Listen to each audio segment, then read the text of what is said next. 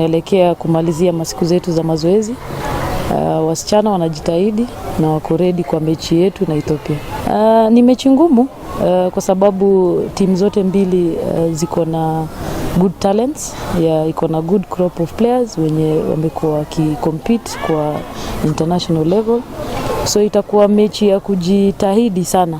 Hatuwezi sema ni ngumu ama rahisi, we can't underrate any team. Tunaenda huko hivyo to fight, to give all our best. Alafu pia God ndio anaamua, tunaweka God mbele.